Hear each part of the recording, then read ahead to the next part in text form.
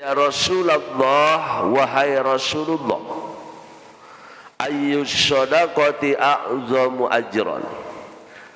Ayyus shadaqati, sedekah yang model bagaimana? A'zamu ajran, yang dengan sedekah itu kita akan mendapatkan pahala yang besar dari Allah Subhanahu wa ta'ala. Qala, Nabi menjawab, anta saddaqa wa anta sahihun. Sedekah yang paling besar pahalanya itu adalah anta saddaqa wa anta sahihun. Engkau menyedekahkan hartamu ketika engkau dalam kondisi sehat.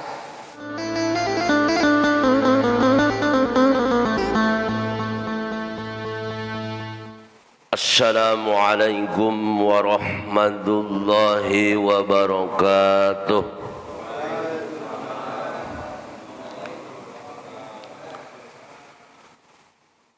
Alhamdulillahillazi ja'ala talabul ilmi faridatun ala kulli muslimin wa muslimatin. Ashhadu an la ilaha illallahul malikul haqqul mubin. Wa ashhadu anna sayyidana Muhammadan abduhu wa rasuluh. Arsalahu rahmatan lil alamin.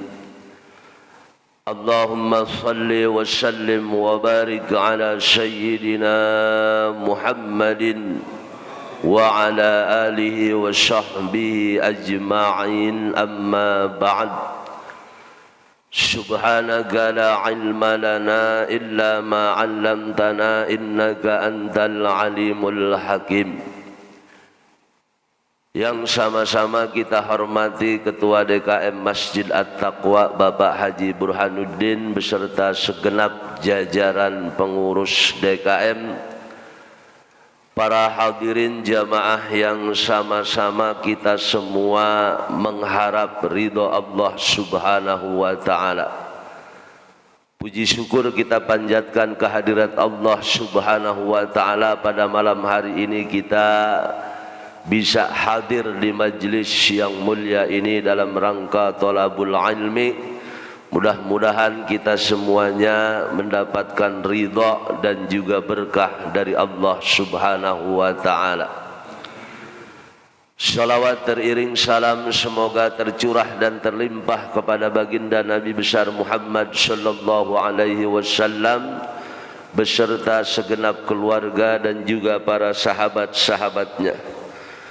Marilah seperti biasa kita mengawali kajian kita dengan pembacaan Ummul Quran suratul Fatihah. Mudah-mudahan dengan karomah ta'lim ini Allah anugerahkan kita ilmu yang bermanfaat. Allah anugerahkan kita kesehatan lahir dan batin. Allah anugerahkan kita rezeki yang berkah dan berlimpah serta keturunan yang salih dan salihah. Semua urusan dunia dan akhirat kita diberikan mudah oleh Allah Subhanahu wa ta'ala. Puncaknya kita mohon kepada Allah, mudah-mudahan kita kelak diwafatkan dalam keadaan husnul khatimah. Ala hadhihin niyah wa ala kulli niyatin salihah. Al-Fatihah. A'udzu billahi minasy syaithanir rajim. Bismillahirrahmanirrahim. Alhamdulillahi Rabbil Alamin Ar-Rahmanir Rahim Maliki Yawmiddin Iyaka na'budu wa iyaka nasta'in Ihdinas siratal mustaqim Siratal ladzina an'amta alaihim Ghairil maghdubi alaihim waladdallin. Bismillahirrahmanirrahim. An Abi Hurairah radhiyallahu anhu qala jaa rajulun ila an-nabiy sallallahu alaihi wasallam faqala ya Rasulullah ayyus sadaqati a'jamu ajran qala anta saddaqa wa anta sahihun syahihun takhshal faqra wa ta'mulul ghina wa la tumhil hatta idza balagatil hulqumi qultu li fulani kadza wa li fulani kadza wa qad kana li fulani kadza muttafaqun alaih. An Abi Hurairah radhiyallahu anhu, hadis ini diriwayatkan dari sahabat Abu Hurairah radhiyallahu anhu yang namanya adalah Abdurrahman ibnu Sakhr ad-Dawsi.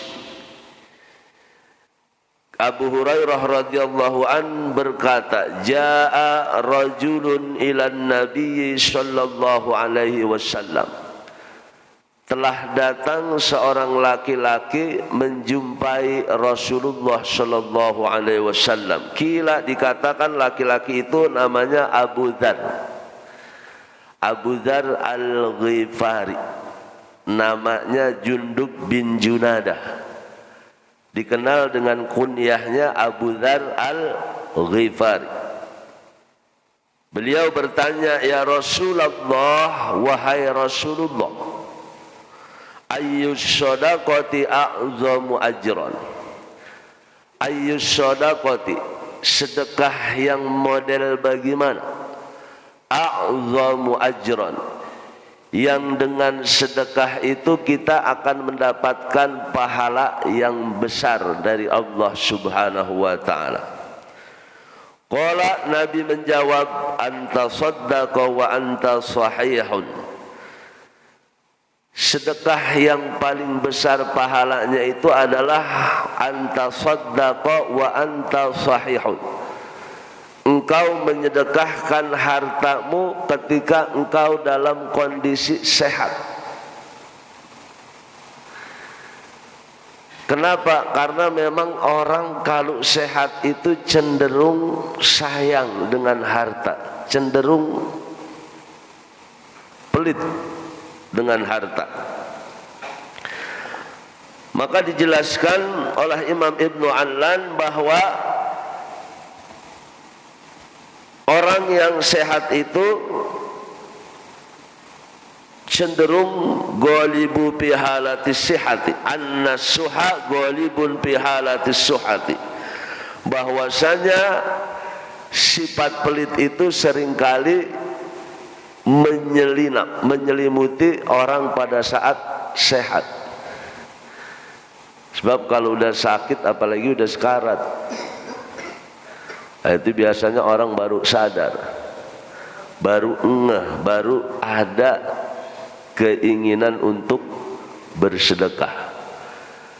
Nah ini beda pahalanya, nilainya, keutamaannya. Orang yang sedang sehat bersedekah dengan orang yang sedang sakit karena terpaksa, apalagi dia menganggap bahwa ajalnya akan dekat, sehingga setelah dengan teguran sakit itu baru dia ada rasa ingin bersedekah.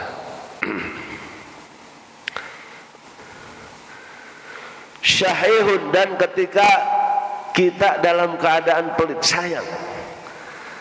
sayang dengan harta kita, tapi karena kita yakin kepada Allah, karena kita beriman kepada Allah Subhanahu wa taala bahwa harta ini adalah merupakan titipan Allah Subhanahu wa taala, kita lawan perasaan itu, kita paksakan, kita keluarkan. Nah ini orang yang berperang melawan rasa pelit, berkecamuk di dalam hatinya untuk mengendalikan rasa asyuh, rasa pelit. Nah ini ketika dia mengeluarkan harta itu, maka dia akan mendapatkan pahala yang besar dari Allah Subhanahu wa taala. Karena memang setan ini sering membisikkan kita. As-syaitanu ya'idukumul faqra, kata Al-Qur'an. As-syaitanu, setan itu, ya'idukumul faqra, seringkali menakut-nakuti dengan faqra, kefakiran, kemiskinan. Jangan dikasih. Ini kalau ente kasih buat sumbangan masjid, buat majlis dan sebagainya, ente ntar nggak bisa beli ini, ente nggak bisa buat bayar ini. Jadi setan itu memang selalu membisiki ya'idukumul faqra, menakut-nakuti dengan kemiskinan.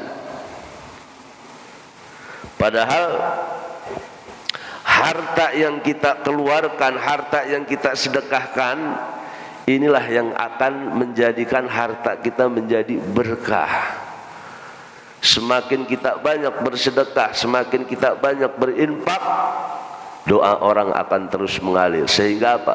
Keberkahan pun akan semakin bertambah. Ini sedekah ini buktinya iman, tandanya iman. Nanti orang di padang mahsyar, kullu mri'in fi dhilli shadaqatihi, setiap orang nanti di padang mahsyar akan berlindung di balik sedekahnya. Bahkan sedekah ini keinginan terakhir manusia saat detik-detik ia akan menghadapi ajal. Orang ketika ajal dicabut, dia akan minta kepada Allah agar ajalnya ini dimundurkan sedikit saja, bukan untuk sholat, bukan untuk agar dia bisa melaksanakan ibadah puasa, haji atau umroh atau ngaji, tapi dia minta diundur ajalnya sedikit saja agar dia bisa bersedekah. Makanya kita baca Al-Quran surat Al-Munafiqun ayat 10. Wa anfiqu mimma razaqnakum min qabli ayyatiya ahadakumul mautu fayaqula rabbi laula akhartani ila ajalin qarib fa asaddaqa wa akum minas salihin. Wa anfiqu mimma razaqnakum, infakkanlah sebagian rezeki yang aku berikan kepada kalian, kata Allah, min qabli ayyatiya ahadakumul maut, sebelum datang kepada kalian yang namanya mati. Fayaqula rabbi laula akhartani ila ajalin qarib, kalau ajal sudah datang orang akan mengatakan ya Rabb, wahai Allah, akhartani ila ajalin qarib, tundalah ajal saya sebentar saja, sedikit saja, supaya apa? Fa'asaddaqa, agar saya bisa bersedekah. Orang nggak bilang agar saya bisa sholat, agar saya bisa berpuasa, enggak, supaya bisa bersedekah. Wa akum minas sholihin, sehingga saya dimasukkan dalam golongan orang-orang yang saleh. Karena bukti keimanan ini terlihat dari sejauh apa sedekah kita. Makanya sedekah ini kan namanya diambil dari akar kata sodako. Sodako itu artinya apa? Benar. Maksudnya benar apa? Benar tentang keimanannya. Orang kalau yang imannya mantap, imannya benar, nggak sekedar di mulut, sedekahnya itu luar biasa. Bukti dari keimanan seseorang. Sebab memang harta kita yang sesungguhnya itu adalah harta yang kita sedekahkan. Harta yang kita makan jadi kotoran, harta yang kita simpan jadi rebutan, warisan anak-anak, bisa jadi terjadi pertikaian berujung pada pertumpahan darah. Lantaran apa? Harta yang kita simpan sebagai warisan. Tapi harta yang kita sedekahkan itulah harta yang hakiki, harta yang sesungguhnya. Wa ta'mulul ghina, dan sedekah yang terbaik adalah ketika engkau berambisi ingin kaya. Orang kan seringkali punya obsesi, punya ambisi, ingin memiliki banyak hal, ingin memiliki segalanya. Dan ambisi itu mutlak ada di setiap manusia.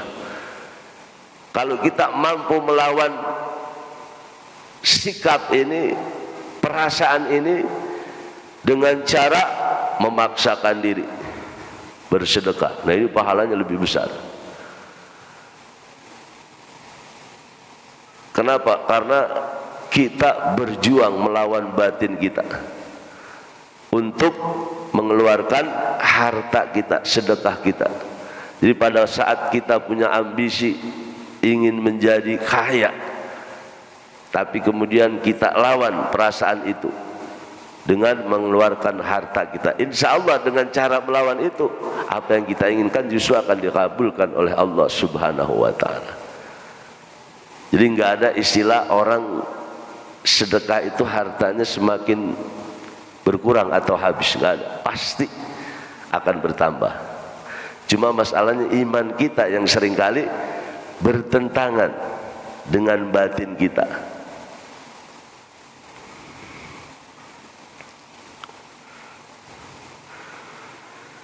Wala tumhil hatta ijabal ghatil khulqumi. Wala tumhil, dan janganlah engkau menahan sedekah, infak atau zakat hatta ijabal ghatil khulqum, sampai nyawa sudah di kerongkongan.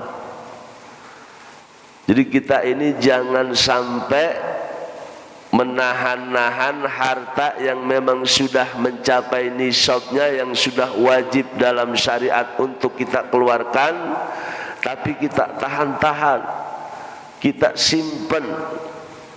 Karena apa? Karena rasa sayang, ambisi, pengen kaya, karena sikap pelit kita. Akhirnya apa? Sampai nyawa di tenggorokan baru dia akan sadar, baru dia akan mau niat mengeluarkan. Ini yang model begini seringkali terjadi pada manusia. Jadi jangan sampai harta ini menjadi penghalang bertemunya kita dengan Allah Subhanahu wa ta'ala. Karena nanti harta kita yang kita tahan sampai kita mati, padahal sudah harus dikeluarkan zakatnya, apabila sudah mencapai nisabnya. Nisab itu batas dalam syariat di mana orang harus mengeluarkan zakat. Nah, ini akan menjadi bumerang, menjadi sesuatu yang akan membuat dia menderita. Ada dalam riwayat Imam Bukhari, ini harta orang yang enggak mau disedekahkan, nanti dia akan berubah menjadi seekor makhluk semacam ular yang namanya Suja'ul Aqra. Ular ini yang panjangnya sangat panjang, badannya besar, kepalanya botak, matanya menyala, giginya tajam. Dia akan dibelit oleh ular tersebut, sambil ular itu berkata, ana Suja'ul Aqra, aku ini Suja'ul Aqra, aku inilah harta simpananmu yang kau tahan, yang harusnya engkau sedekahkan. Maka sekali hantam oleh ular itu, hancur badannya berkeping-keping, lalu Allah kembalikan lagi. Na'udzubillah. Jadi harta yang ditahan-tahan untuk dikeluarkan infak atau sedekahnya, ini nanti akan berubah menjadi Suja'ul Aqra. Qul li fulani kaja wa li fulani kaja wa qad kana li fulani kaja. Setelah nyawa sudah di kerongkongan, sudah di tenggorokan, baru ini buat si anu, ini buat si anu, ini buat si anu, udah terlambat. Jadi mumpung kita sehat, mumpung kita masih normal, pikiran kita masih terang, nah, selagi kita punya harta yang memang wajib kita sedekahkan, apalagi kita zakatkan, nah ini jangan kita menunda-nunda sedekah. Jadi kita segerakan. Karena kalau sudah nyawa di kerongkongan, udah nggak ada artinya. Kaja lipulan kaja, uang ini buat si pulan. Wa qad kana lipulani kaja, padahal emang sudah jatahnya si pulan, cuman ditahan-tahan. Akhirnya apa? Harta kita justru menjadi bumerang yang akan mencelakakan kita. Jadi sedekah ini memang bukti yang paling nyata tentang keimanan seseorang. Muttafaqun alaih, hadis ini diriwayatkan oleh Imam Bukhari dan juga Imam Muslim.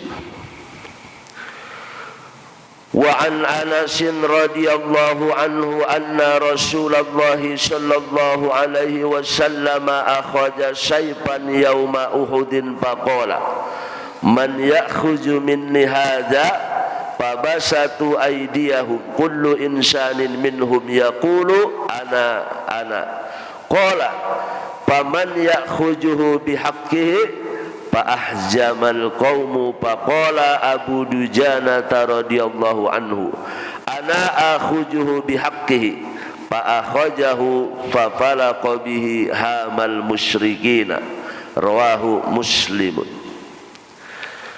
Hadis yang berikutnya diriwayatkan oleh Anas bin Malik radhiyallahu anhu anna Rasulullah sallallahu alaihi wasallam, bahwasanya Rasulullah sallallahu alaihi wasallam akhraja, memegang saifan, sebuah pedang, yauma Uhudin, pada saat terjadi perang Uhud. Jadi ada dalam sejarah Islam nama peperangan yaitu perang Uhud, perang yang terjadi pada tahun ketiga Hijriah atau 3 tahun setelah Nabi hijrah dari Mekah ke Madinah, 1 tahun setelah terjadinya perang Badar. Jadi ini terjadi di awal-awal Islam, dan memang perang Uhud ini merupakan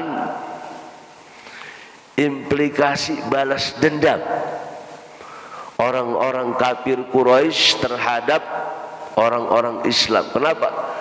Karena saat perang Badar yang terjadi pada tahun kedua Hijriah bertepatan dengan bulan Ramadan, terjadinya bahkan saat tanggal 17 Ramadan perang Badar, dengan jumlah yang sangat pincang antara pasukan kaum musyrikin dengan umat Islam yang dipimpin langsung oleh Rasulullah sallallahu alaihi wasallam.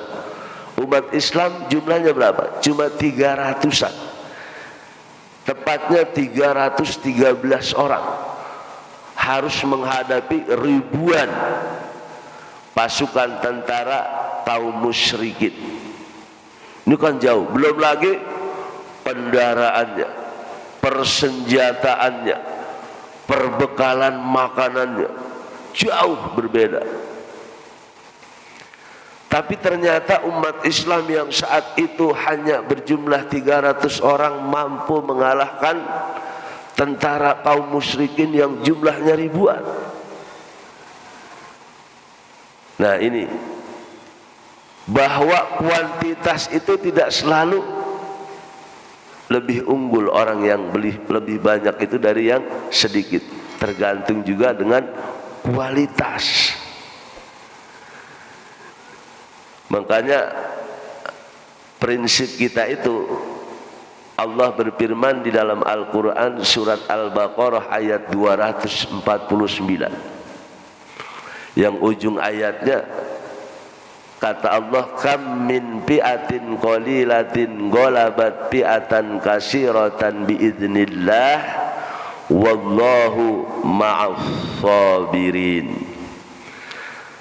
Kam min fi'atin qalilatin, berapa banyak jumlah pasukan yang sedikit, ghalabat fi'atan katsiratan, mampu mengalahkan jumlah pasukan yang banyak, biiznillah, dengan izin Allah subhanahu wa ta'ala, wallahu ma'as sabirin, dan Allah bersama orang-orang yang sabar. Artinya kalau kita sabar menjalankan syariat Allah, menegakkan agama Allah, melindungi, menjaga kehormatan agama Islam, pasti Allah akan memberikan pertolongan, kemenangan, kesuksesan dalam segala urusan. Dengan jumlah yang sedikit sekalipun. Beda dengan kita sekarang, umat Islam ini mayoritas, paling banyak. Bahkan kata Syekh Yusuf Al-Qaradawi, jumlah penduduk bumi ini tetap didominasi oleh umat Islam sampai sekarang, jumlahnya mayoritas. Tapi dengan jumlah yang mayoritas, kita umat Islam ini nyaris nggak punya peran, kalah dalam segala hal, dalam segala bidang. Nabi udah memberikan satu prediksi, tapi prediksi yang pasti, prediksi yang benar, bukan prediksi seperti ramalan paranormal, bukan. Karena Nabi itu wa ma yantiqu 'anil hawa in huwa illa wahyu yuha. Nabi itu tidak pernah berbicara berdasarkan kemauannya sendiri, hawa nafsunya sendiri. In huwa illa wahyu yuha. Tapi ucapan Nabi, kata-kata Nabi, omongan Nabi wahyu yuha. Itu adalah bimbingan wahyu dari Allah Subhanahu wa ta'ala. Kata Nabi apa? Dalam hadis yang diriwayatkan Imam Abu Daud dari sahabat Sauban ibnu Ja'dan, Nabi bersabda, yushikul umamu an tada'a alaikum kama tada'al akalatu ila qas'atiha. Hampir dekat masanya akan dialami oleh kalian umat Islam, di mana umat Islam akan diperebutkan oleh umat-umat lain, akan diperlakukan oleh bangsa-bangsa lain seperti makanan dalam satu hidangan yang diperebutkan oleh banyak umat dan banyak bangsa. Nabi bilang, nanti umat Islam jadi rebutan. Berebut apa? Berebut makanan. Jadi umat Islam itu ibarat makanan, udah nggak bisa ngelawan, nggak berdaya.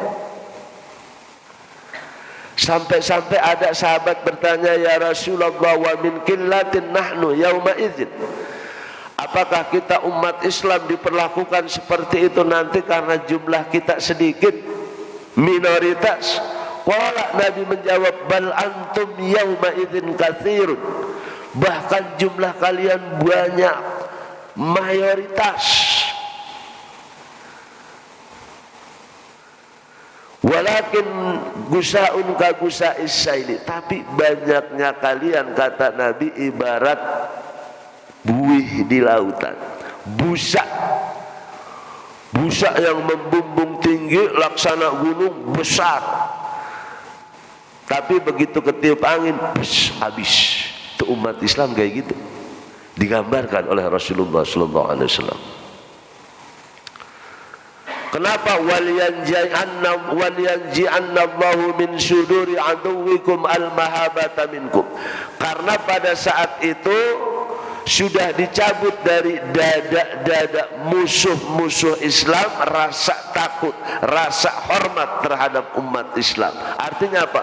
Islam udah gak ada wibawanya, musuh udah gak lagi hormat, apalagi takut.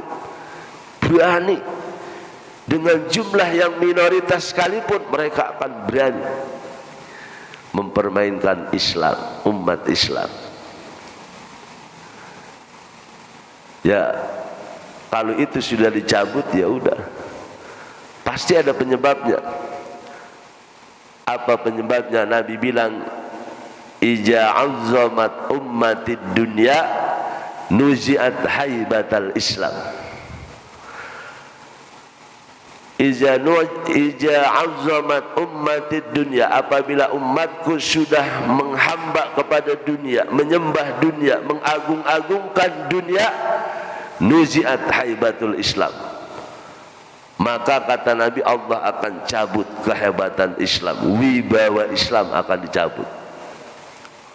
Dulu zaman Rasulullah, zaman sahabat, bahkan sampai era tabi'in, orang itu kalau dengar pasukan umat Islam gentar. Dalam jarak orang berjalan 1 bulan, posisi tentara Islam berada, itu orang udah hatinya gentar, takut. Kenapa? Memang Allah tanamkan rasa takut. Kenapa? Wibawa Islam memang diangkat. Karena apa? Karena mereka sabar dalam menjalankan syariat Allah Subhanahu wa ta'ala. Kuncinya itu. Jadi jumlah yang banyak tidak selalu memenangkan jumlah yang sedikit, dan ini terjadi pada perang Badar. Nah kemudian ini setelah 1 tahun terjadi perang Badar, terjadi lagi perang Uhud.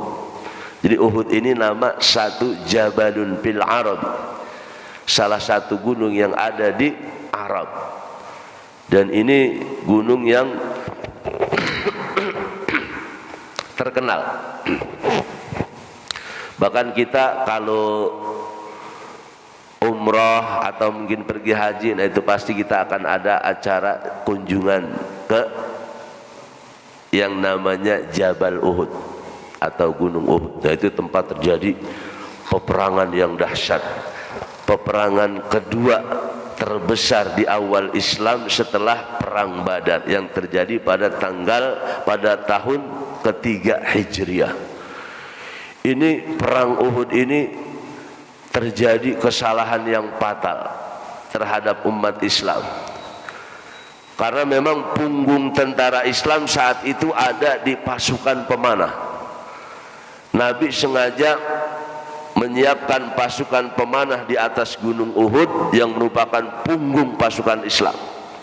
Itu sebanyak 50 orang dipimpin oleh Abdullah bin Zubair bin Awwam. Karena memang beliau ini ahli pemanah. Ada beberapa sahabat Nabi yang ahli pemanah seperti Sa'ad bin Abi Waqqas, Thalhah bin Ubaidillah. Ini jago-jago panah di kalangan Arab, terkenal. Ini pasukan panah Nabi dipimpin oleh Abdullah bin Zubair sebanyak 50 orang. Jumlah pasukan kaum musyrikin saat itu 3.000 lebih. Jumlah umat Islam 700 orang. Masih minor, masih minim. Awalnya jumlah umat Islam 1.000 orang, cuma 300 orang membelot atas hasutan seorang tokoh munafik yang namanya Abdullah bin Ubay bin Salul.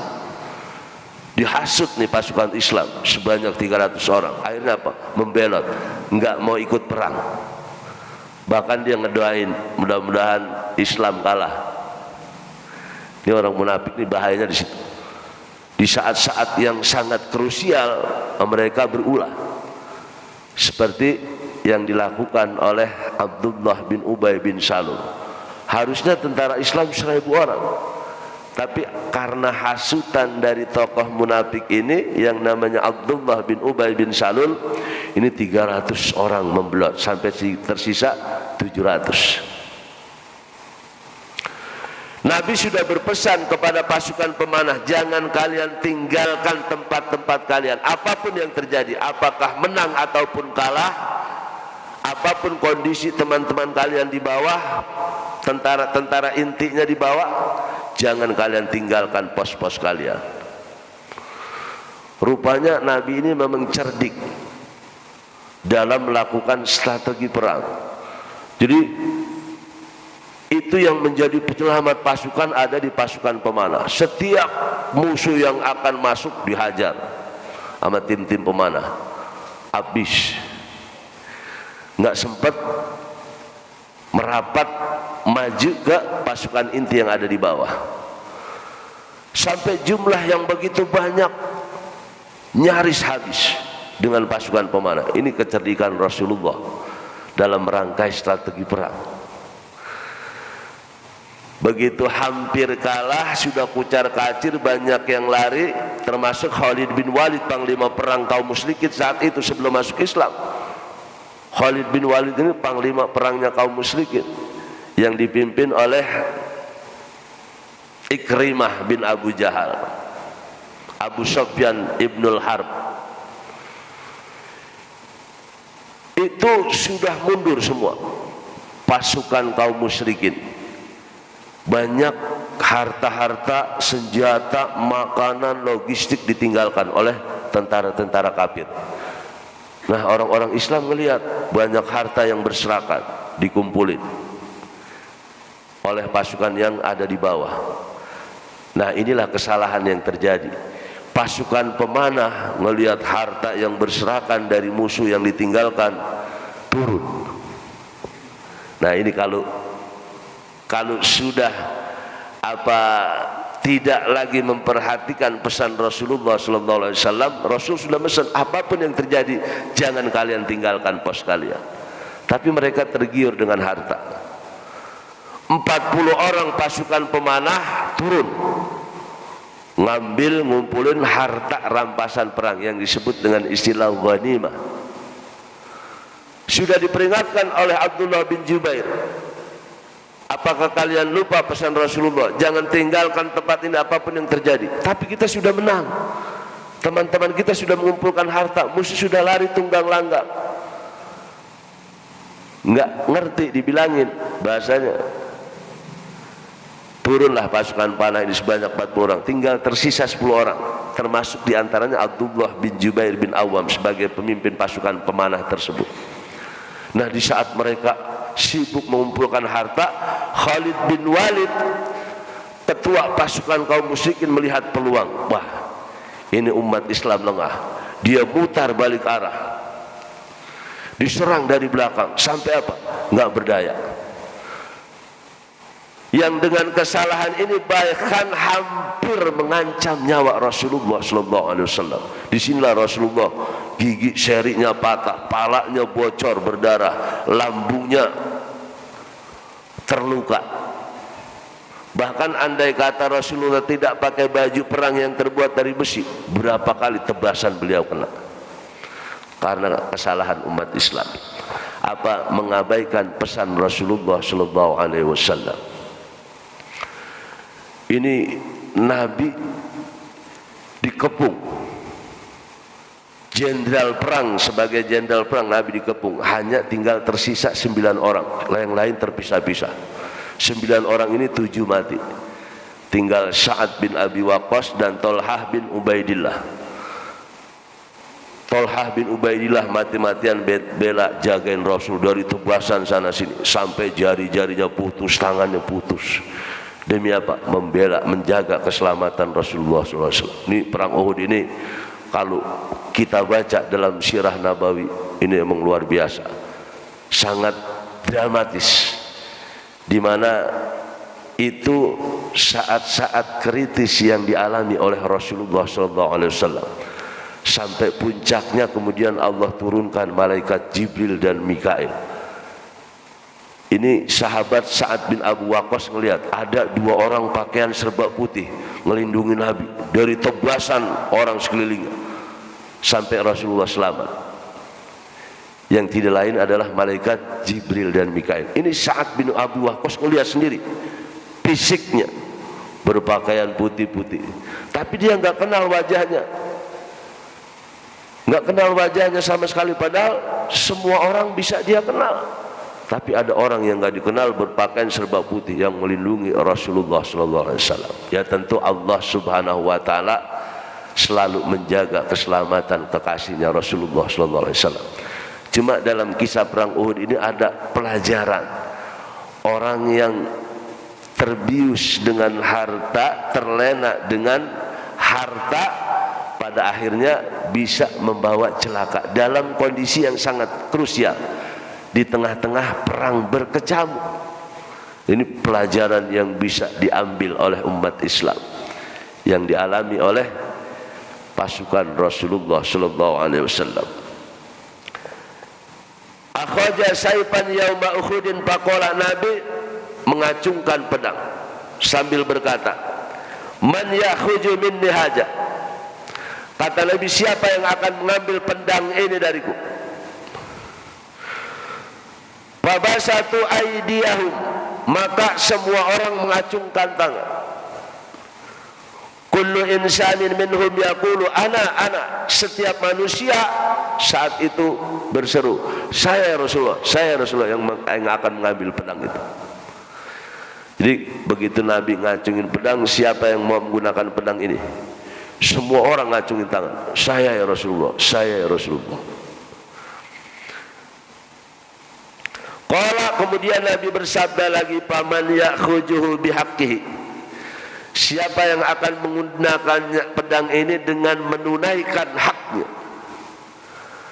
Nah, setelah Rasulullah bersabda seperti ini, siapa yang mau menggunakan pedang ini dengan menunaikan haknya, Fa'ahjamal qaumu, orang-orang terdiam.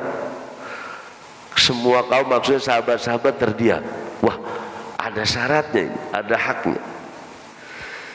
Faqala Abu Dujanah radhiyallahu anhu, maka berkatalah sahabat yang namanya Abu Dujanah radhiyallahu anhu, ana akhujuhu bihaqqihi, saya yang akan mengambil pedang ini ya Rasulullah dengan menunaikan haknya. Ini dijelaskan dalam hadis lain. Wa ma haqquhu ya Rasulullah, apa hak yang harus ditunaikan dari pedang ini? Nabi bilang ayyadriba ala ru'usil musyrikin hatta yabtuha au mauta. Engkau menggunakan pedang ini dengan menunaikan haknya, yaitu engkau tebaskan ke kepala semua orang-orang musyrik sampai pedang ini bengkok, yang sampai puncaknya apakah engkau akan menang atau mati. Orang takut, mikir, waduh, syaratnya luar biasa. Tadi saat Nabi bilang siapa yang mau pakai pedang ini, semuanya pada nunjuk. Tapi begitu kata Nabi, siapa yang mau menggunakan pedang ini dengan menunaikan haknya, lalu ditanya haknya apa, Rasulullah menjawab menebaskan pedang ini ke kepala kaum musyrikin sampai pedang ini bengkok, atau sampai engkau menang atau mati. Akhirnya yang jawab Abu Dujanah radhiyallahu anhu, karena memang Abu Dujanah ini seorang yang sangat pemberani, yang kalau perang ini seperti singa ngamuk. Ini Abu Dujanah ini punya sorban berwarna merah. Kalau sorbannya sudah diikat di kepala, orang tahu ini Abu Dujanah akan bertempur mati-matian sampai nyawa melayang. Orang tahu persis keberanian Abu Dujanah. Makanya begitu dikasih tahu syarat dari menggunakan pedang ini, yang lain nggak ada yang nyaut. Padahal di situ ada Ali bin Abi Thalib, Umar bin Khattab. Akhirnya yang nyambut siapa? Abu Dujanah. Ana akhujuhu min, saya yang akan menggunakan pedang ini.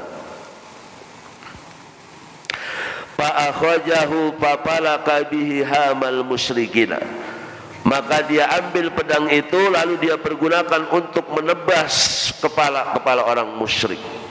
Jadi dia buktikan oleh Abu Dujanah, begitu dikasih oleh Rasulullah, dia maju dalam perang Uhud ini di tengah-tengah pasukan musuh, siapapun dibabat dengan pedang itu. Bahkan ini Abu Dujanah selamat, karena di peperang Uhud ini Abu Dujanah masih hidup. Kecuali ada satu perang lain yang kemudian Abu Dujanah ini syahid. Bahkan yang syahid itu justru sahabat-sahabat lain seperti Mus'ab bin Umair, Hamzah bin Abi Thalib, yang dibunuh oleh Al-Wahsy, orang berkulit hitam, budak, yang dikasih syarat kalau kamu bisa membunuh Hamzah pamannya Muhammad, kamu akan dibebaskan dan kamu akan diberikan harta yang banyak. Orang semua nggak mampu bunuh Hamzah, pasukan musyrikin, tapi ini budak yang berkulit hitam legam yang namanya Al-Wahsy, dia yang bisa membunuh Hamzah paman Rasulullah SAW. Yang ironis, Hamzah ini setelah terbunuh dadanya dibelah oleh perempuan musyrik yang namanya Hindun. Dadanya dibelah, jantungnya diambil, dimakan. Jadi perlakuan sadis dalam perang, yang istilah sekarang istilahnya apa, mutilasi, itu sudah terjadi pada zaman Rasulullah SAW. Kenapa? Karena memang Hamzah ini sosok yang seringkali menjadi momok bagi pasukan kaum musyrikin.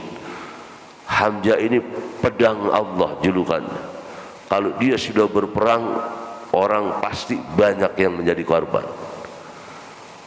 Jadi ada algojo Islam yang terkenal, diantaranya Hamzah bin Abi Thalib, Umar bin Khattab, Ali bin Abi Thalib. Kemudian belakangan setelah masuk Islam baru Khalid bin Walid. Ini panglima perang Islam yang dalam perang Uhud ini Hamzah bin Abi Thalib ini wafat, dibunuh oleh seorang budak yang namanya Al-Wahsy. Jadi kalau kita ceritakan memang perang Uhud ini perang yang penuh dengan drama. Karena disitulah detik-detik di mana Rasulullah Sallallahu Alaihi Wasallam hampir, ya tentu kalau bukan karena kekuasaan Allah Subhanahu Wa Taala, kalau bukan karena pertolongan Allah Subhanahu Wa Taala, andai beliau ini manusia biasa bukan utusan Allah Subhanahu Wa Taala, dalam kondisi yang sudah sangat terdesak, karena memang satu kesalahan yang dilakukan oleh pasukan pemanah. Andai Rasulullah manusia biasa, bisa dipastikan itu dalam kondisi yang sudah sangat dikepung di semua lini oleh kaum musyrikin, tapi diselamatkan oleh Allah Subhanahu wa Ta'ala. Al-Fatihah. A'udzu billahi minasyaitonir rajim. Bismillahirrahmanirrahim. Alhamdulillahi rabbil alamin arrahmanir rahim maliki yaumiddin. Iyyaka na'budu wa iyyaka nasta'in ihdinas siratal mustaqim siratal ladzina an'amta 'alaihim ghairil maghdubi 'alaihim waladdallin. Astaghfirullahal azim wa lakal hamdu ya ma'bud. Bismillahirrahmanirrahim. Alhamdulillahi rabbil alamin. Allahumma salli wa sallim wa barik ala sayyidina Muhammadin al-fatih lima ughliq wal khatim lima sabaq wan nasiril haqqi bil haqq wal hadi ila siratikal mustaqim wa ala alihi wa sahbihi haqqa qadrihi wa miqdarihil azim. Rabbana atina min ladunka rahmah wa hayyi' lana min amrina rasyada. Rabbana atina fid dunya hasanah wa bil akhirati hasanatan wa qina adzaban nar. Wa sallallahu ala sayyidina Muhammadin wa ala alihi wa sahbihi wa sallam. Walhamdulillahi rabbil alamin. Wassalamu alaikum warahmatullahi wabarakatuh.